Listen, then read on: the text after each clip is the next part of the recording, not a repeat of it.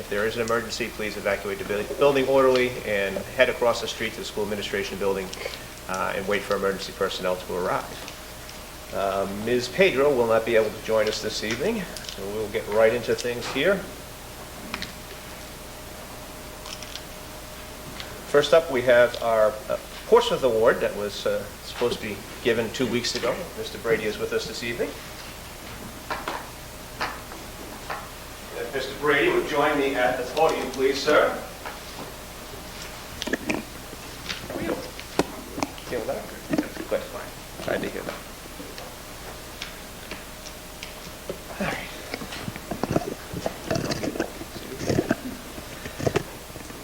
The Town of Portsmouth, Rhode Island Portsmouth Award for John F. Brady. The Portsmouth Award recognizes certain individuals, businesses, civic groups of the Town of Portsmouth that have consistently demonstrated excellence in professional and community leadership.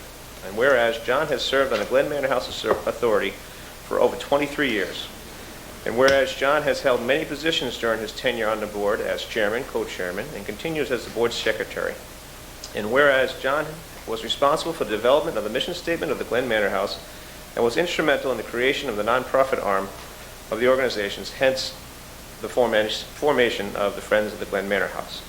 He strives to restore, maintain, preserve the Glen Manor House for the enjoyment of current and future generations of Portsmouth residents. The financial success of the operation and the beauty of the grounds are directly attributed to John's leadership over the years. And whereas John was influential in the development of the caretaker position in the hiring of Don Wilkinson as the caretaker, and we forgot Katie. How'd you forget Katie? And Katie Wilkinson as caretakers. Whereas John epitomizes the meeting of contributions for good of the community through his participation and involvement in the Glen Manor House Authority and the Friends of the Glen Manor House, and has given most generously of his time, energy, and talent for the betterment of Portsmouth. Now, therefore, be it resolved that the Town Council extends a sincere thanks, congratulations on behalf of the citizens to John F. Brady. Thank you, sir.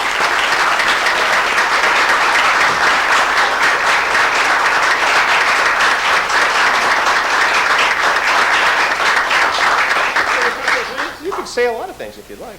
Can I say a couple things? Yeah. I believe that this award is very well deserved. And I also believe that it's partially deserved and should go halfway to John's lovely wife, Peg, who was there for so many years, for 20 years, at the Glen Manor House as well, working with John and getting through the startup, and also being influential, I believe, in hiring of Katie and Don, not just Don. So they come as a team. So congratulations from all of us in the community. Very well deserved. Thank you very much. I want to thank Keith and all the members of the council and Rick Trainer and of course the members of the Glen Manor House Authority, many of whom are with me tonight, and especially Barbara Chase, who wrote the recommendation, I believe, and she writes well also. Just a couple of things. You've always heard, I'm sure, that behind every successful man there's a good woman. And that certainly was the case. And you recognized it a little more than 2 years ago when you awarded this award to my wife, Peg. Peg preceded me on the Glen Manor House Authority by several years. In fact, Peg served under Skip Jones. Some of you may remember him. And it was that authority that recommended Katie Wilkinson to be the resident manager at that time. Well, Peg convinced me that I should join the authority, and several years later I did. And I had the privilege of recommending Dawn to be the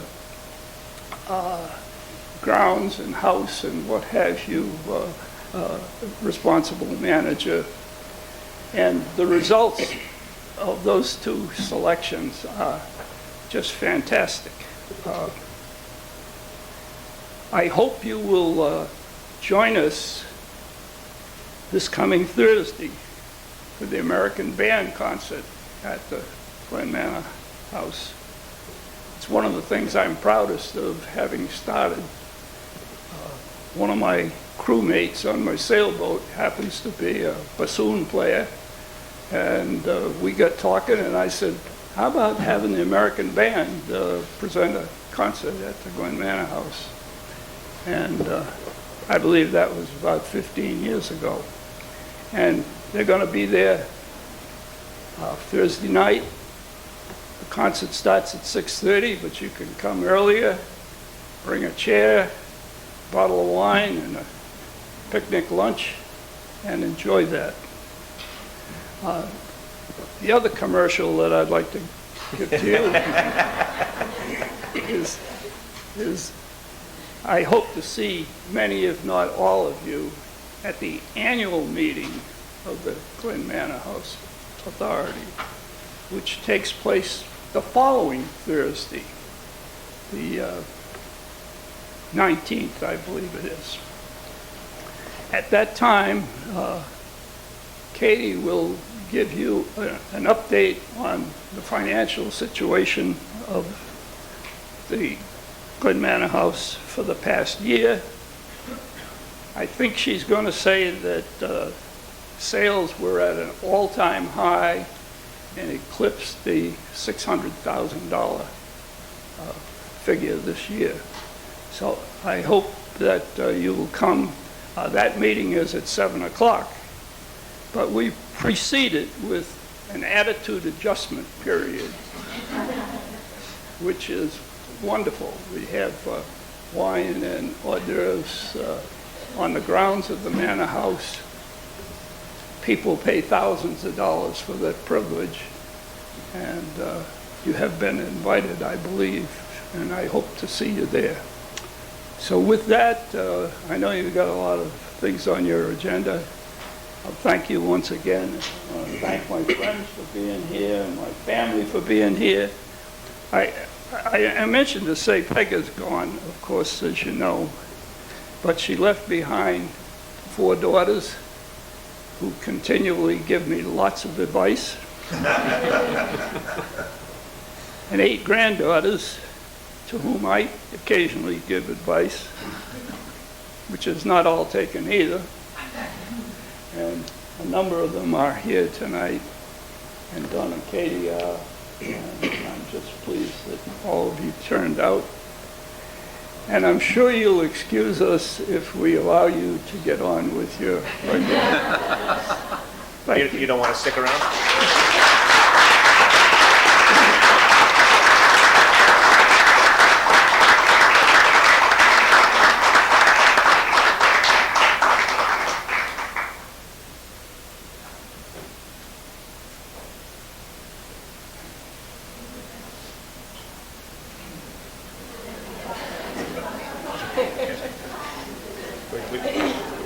We just lost 90% of the audience.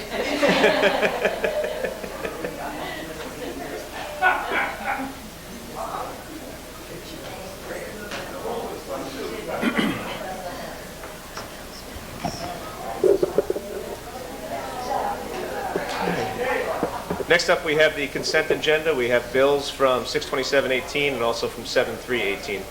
Any questions on the bills? Hearing none, do we have a motion to receive and place on file? So moved. All those in favor? Aye. Opposed? Motion passes 6-1.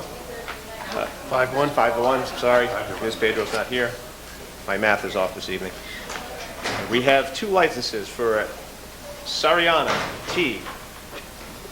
Hancola, doing business as Seaside Designs, P.O. Box 2556, Duxbury, Massachusetts. This is for a peddler's license annually. Just to let you know, we are on a new system now that you'll be able to access online to view all of these records. It's just, we were in the middle of it, which is why we didn't get it. Which is why we printed out one for this one. But this is what it's going to look like when you're on the website. And then we also have Opt LLC, doing business as Opt Eyewear Boutique, 138 Wayland Avenue, Providence, Rhode Island. Do I have a motion to approve both licenses? Second. All those in favor? Aye. Opposed? Motion passes 6 to 0. I have a motion to adjourn from the Board of License Commissioners. Motion to adjourn. Seconded. All those in favor? Aye. Motion passes 6 to 0. We have minutes from the meeting of 6/13/18, which was the budget hearing, and also 6/25/18. And the 13 minutes were corrected, or not corrected? No, the 11th. The 11th, okay. Any questions on either of the sets of minutes? Hearing none, do I have a motion to approve the minutes? So moved. Second. All those in favor? Aye. Opposed? Motion passes 6 to 0. We have a tax voucher, 2018-17-09-1. Motion to approve. Seconded. Is that 2018-17, or is that 2018-07-09?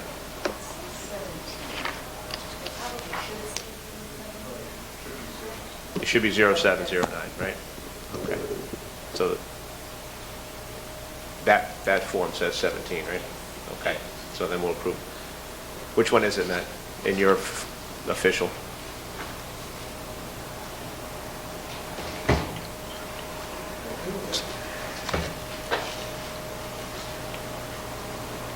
He's got it wrong in his voucher though. In the spreadsheet? Yeah, in the spreadsheet. It's 17. It's 17 on your spreadsheet, okay, so we'll go with that. Okay. A motion to approve has been seconded. All those in favor? Aye. Opposed? Motion passes 6 to 0. Mr. Rainier, Town Administrator's Report. Thank you, Mr. President, Council, ladies and gentlemen. With respect to our dispatchers, our 4 dispatchers that are employed by the town, they have filed a petition with the Rhode Island State Labor Board seeking certification as a union. Their representative would be the International Association of Firefighters, and there would be no impact on the current budget or fire contract, and I'll keep you appraised as that process works its way through.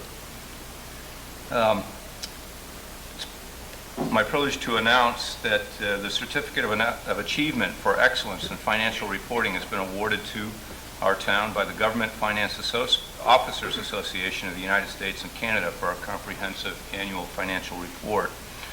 The Certificate of Achievement is the highest form of recognition in the area of governmental accounting and financial reporting, and its attainment represents a significant accomplishment by a government and its management. This is the 4th consecutive year Portsmouth has earned this award. On the 28th of June, the Naval Station Commanding Officer held the quarterly community leadership meeting. During the meeting, we were informed that the Navy is moving forward with the installation of fencing at the property line of Tank Farms 3 and 4. Additionally, while the Navy is trying to maintain Burma Road with very limited funds, they did reiterate that it is their goal to divest themselves of Defense Highway in the future. There were no decisions made at that meeting.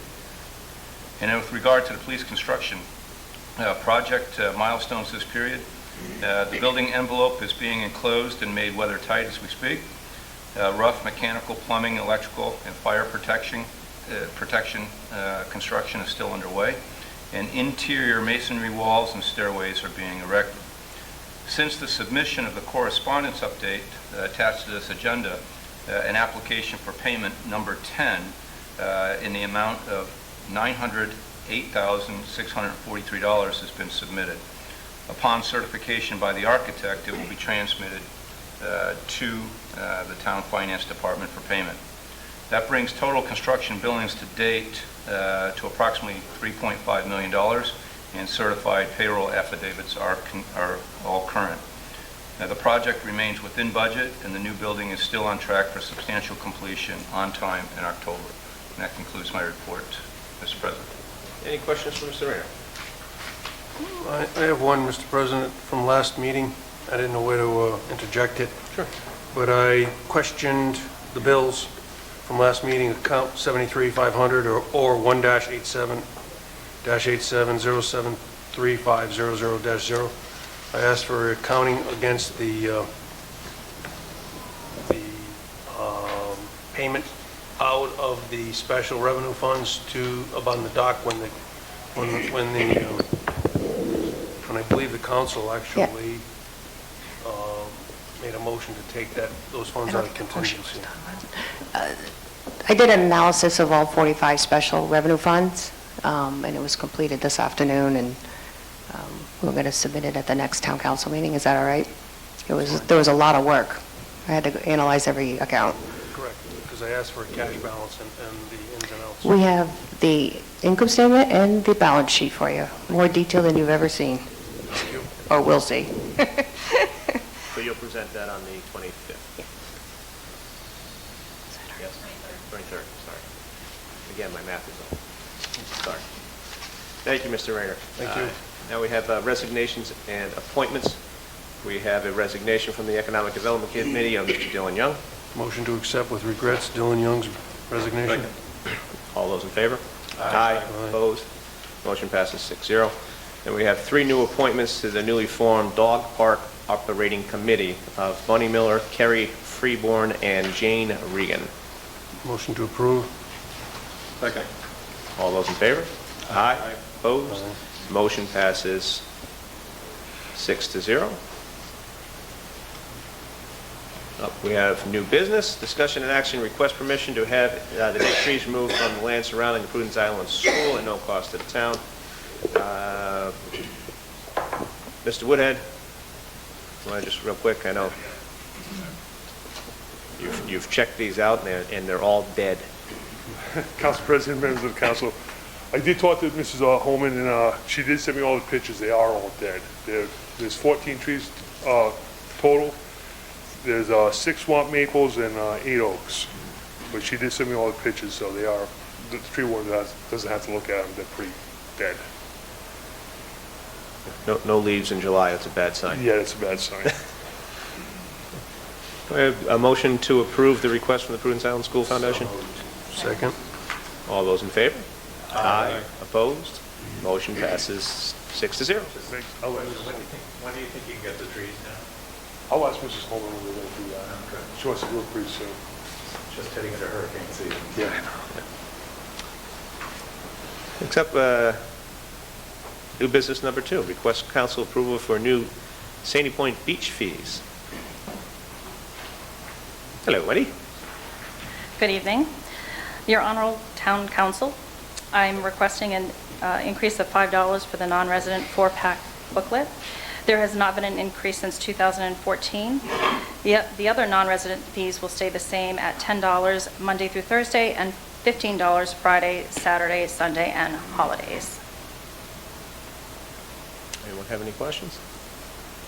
Like, why are we doing this now? I thought we approved all the fees prior to doing the budget. Mr. Rayner? There's obviously been a huge transition between when Mr. Tim Dunbar was the finance, or the recreation director. He left under cloudy circumstances. Thanks for the promotion you just gave him. So Wendy's been going full bore, almost working full-time as a part-time employee to get the beach back up and running the summer camp. So this is the earliest that she could get to it. Any other questions? A motion to approve? So moved. Second. All those in favor? Aye. Opposed?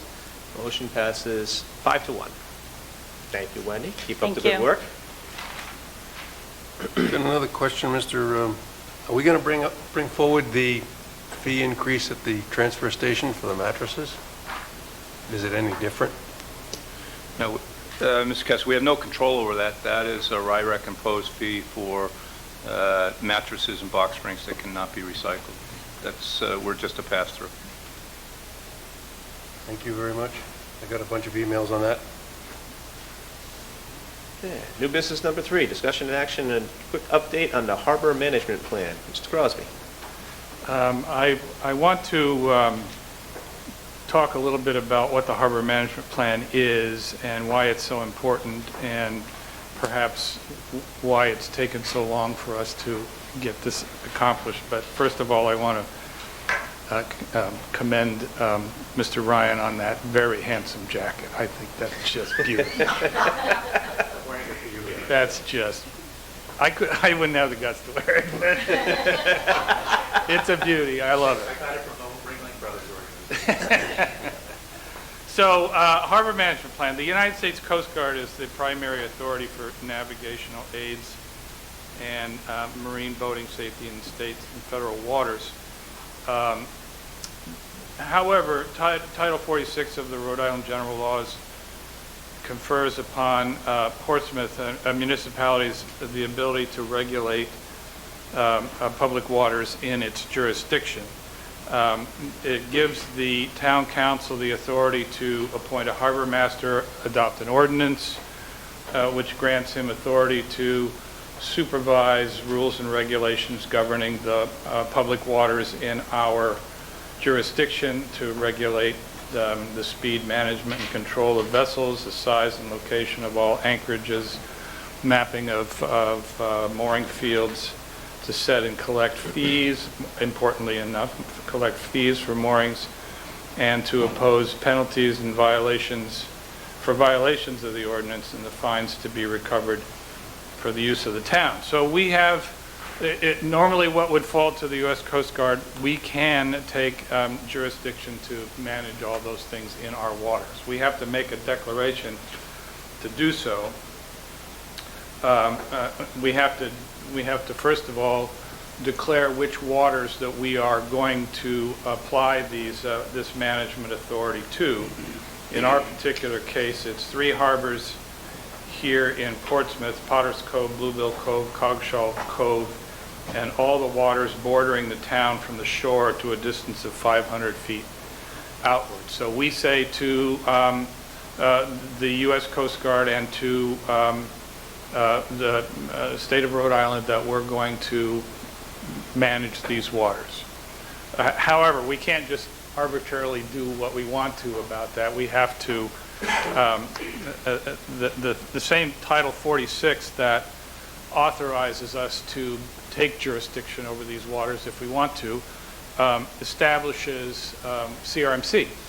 And CRMC's job is to ensure that our regulations are in compliance and with state and federal regulations. And so they publish what's called the Red Book, which is basically a set of rules and regulations by which we can manage the our waters in our jurisdiction. In order for us to assume this management authority, we have to have a harbor management plan and an ordinance to accompany it, and both of those have to be approved by CRMC. A plan is basically what we intend to do, and the ordinance is giving us the authority, how we're going to do it, and giving us the authority to do that. So we have, and we cannot do any of these things that I talked about. This is the importance of the harbor management plan, is we can't do any of these things that I talked about earlier. Having a harbor master, regulating moorings, regulating the speed and management control of vessels, and being able to collect fees for all of these things, for violations of all these things. We can't do any of that unless we have an approved harbor management plan. We have a plan that was written in about 1992 or 3, something like that.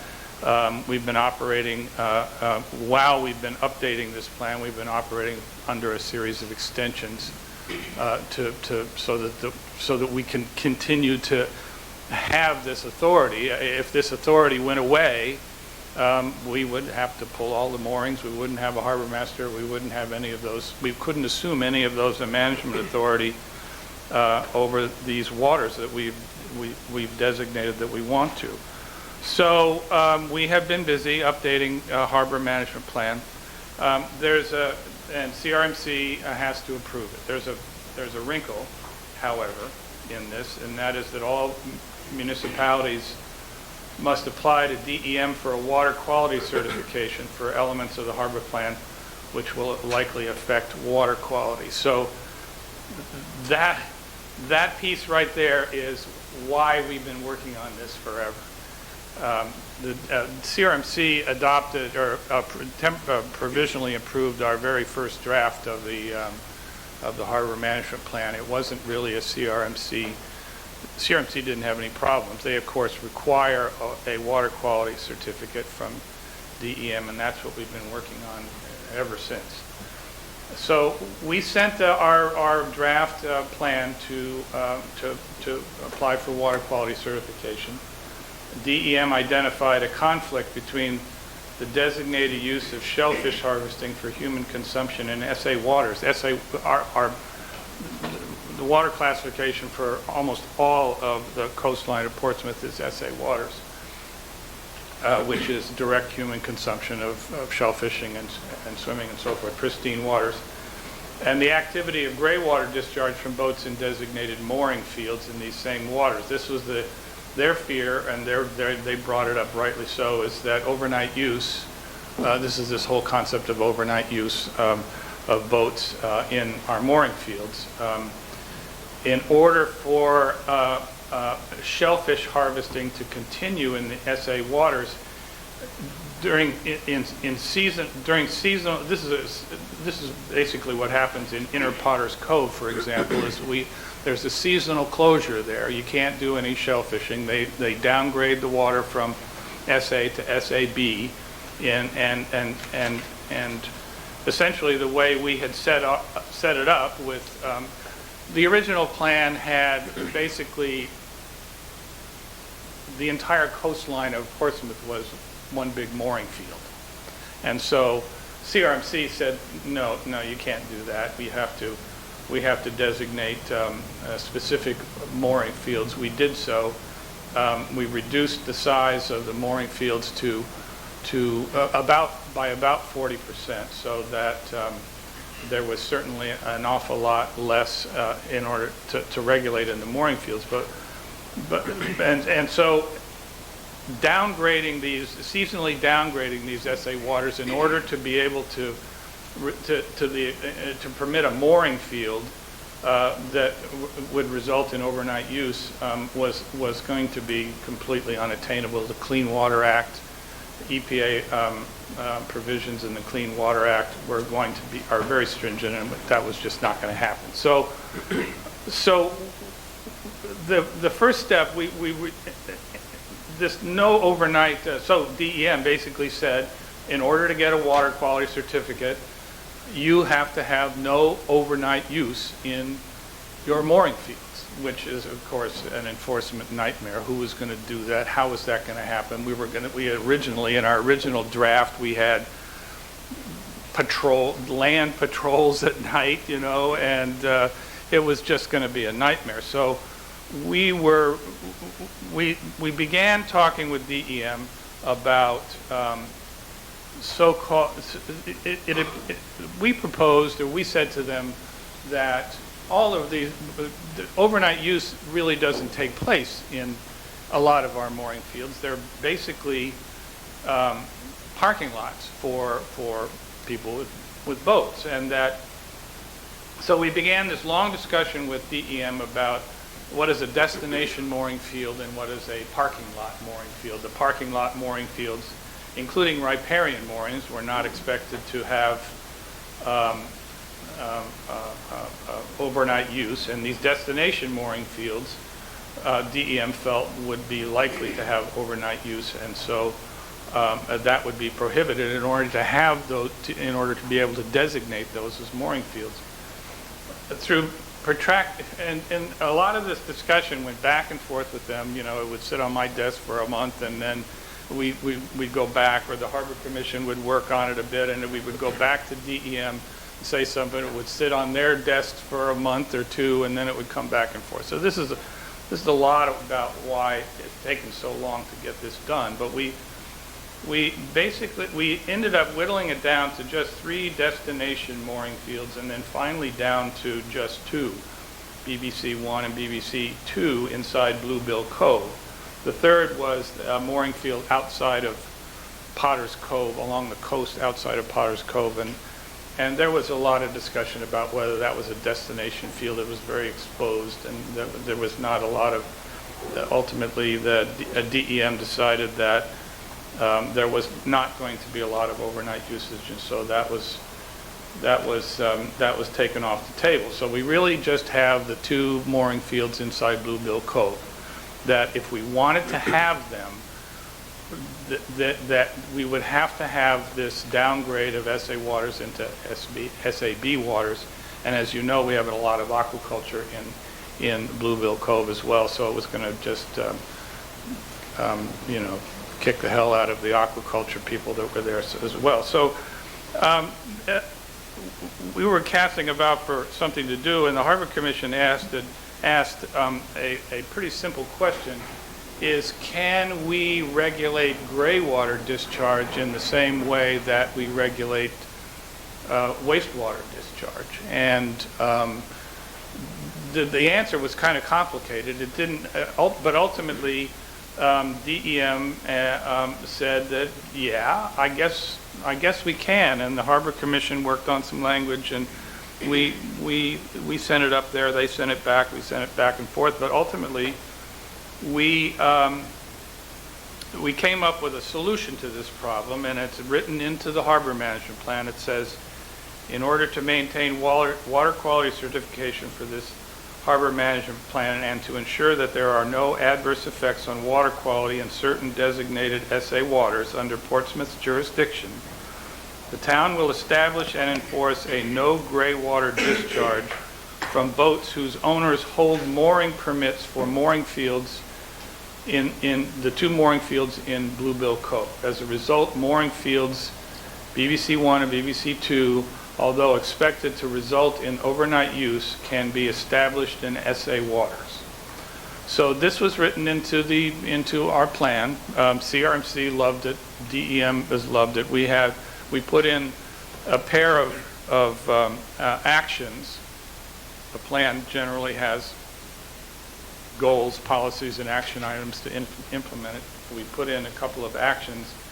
One, to immediately notify by direct mail all existing non-riparian mooring holders in mooring fields BBC 1 and 2 that in order to renew their mooring permits, their vessel will have to be refitted to capture all gray water and must be inspected by the harbor master to do so.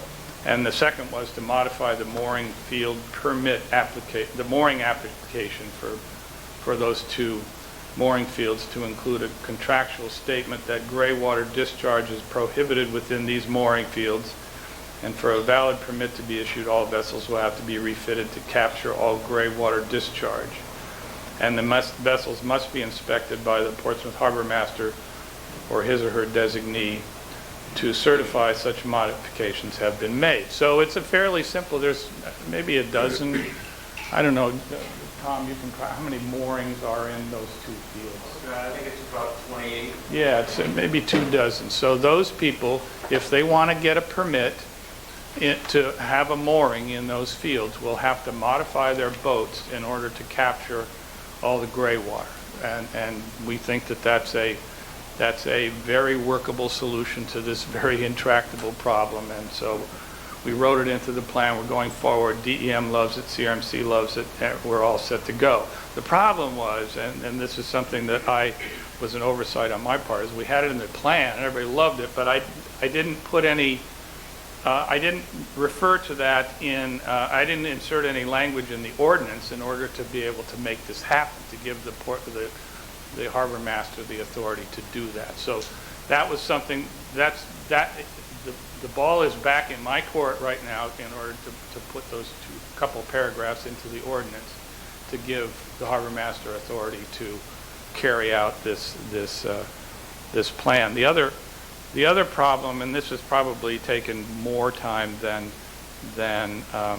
this extended discussion about this problem, is that DEM wanted to see, there's a series of maps in the plan that show where all the mooring fields are, and the capacity of them, and the latitude, longitude of each of the corners, and descriptions of the fields, and so forth. And we produced a series of the maps quite some time ago, that, and when DEM got to looking at the maps, they wanted to have some changes to be made. We had, some of the maps would say, for example, this is a map for mooring field A, B, and C, but a little bit of D was on the map too, and DEM, being a stickler about this kind of stuff, asked us to change some things about the maps. The problem with this was that the maps were not produced by us. They were produced by Robin Weber over at Narragansett.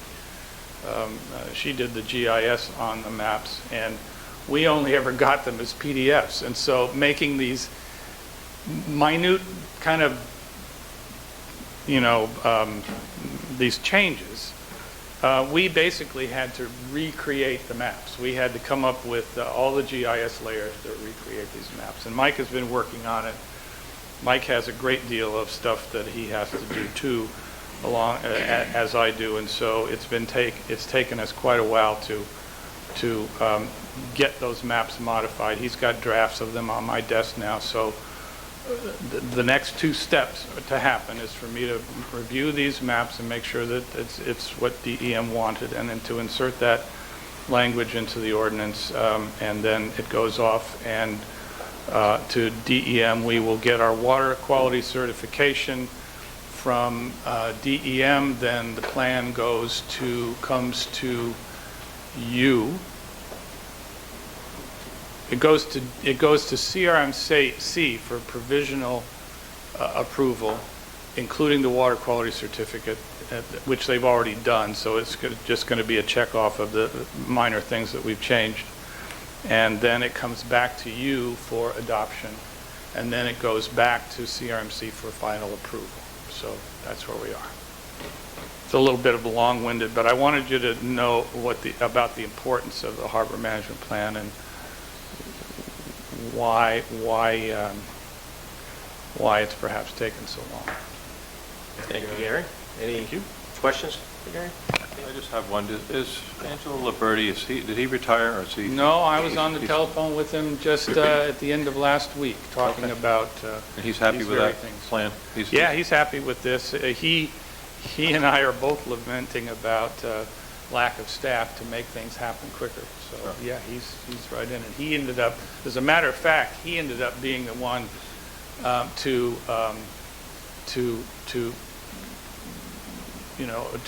approve or to review our last draft of it. It'd be like having Rich Rayner do it, So it was having the boss do it, and so that's why he came back and why it took so long. So yeah, he's still in it. Thanks. Yeah, I got one question for Mr. Crosby.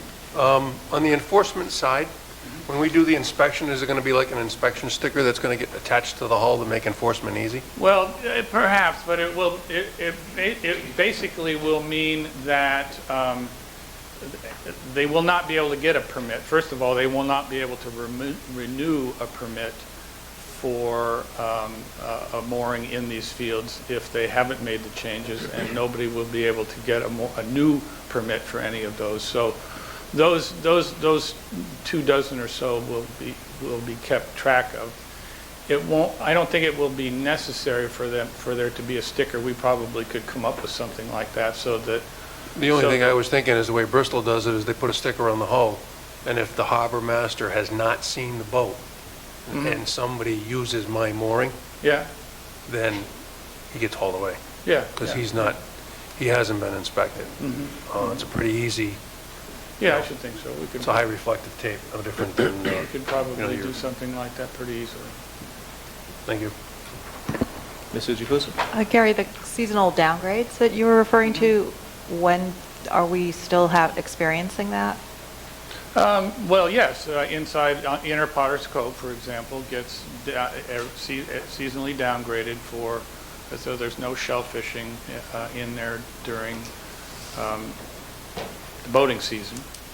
And then we also have CRMC or DEM also has temporary closings when there's storms and so forth. So that's the only one that I know of that it is a seasonal closure. through this process of downgrading the SA waters is the Inner Potters Cove, at least in our town is the Inner Potters Cove. Any other questions? Thank you, Gary. Appreciate that. Sorry for being so long-winded. No way. Next up, we have correspondence. We have the monthly police construction update report and also the aforementioned GFOA, Certificate of Achievement for Excellence in Financial Report. We have a motion to receive those and place them on file. So moved. Second. All those in favor? Aye. Opposed? Motion passes 6-0. Upcoming meetings, we have the July 23rd meeting, which will be here. We have August 27th and then September 10th. Mr. Rayner, do you remember the date that they wanted us to go to Prudence? Was it 27th? Second. Okay. So on the 22nd of September, we'll be heading out to beautiful Prudence Island for our annual trip. Anybody has any other business or meetings needed? If Mr. Gleason. No meetings, but this 90th anniversary of the Portuguese American Citizens Club is this weekend. You know, they helped the St. Anthony's Church, and I will be marching in honor of my father-in-law, who served on this council many years ago, Everett P. Korea, and I hope others will join me. 10 o'clock Sunday. Would love to, but be in Philadelphia. Gonna miss the malasadas. I'm more worried about the Shrews and Peppers.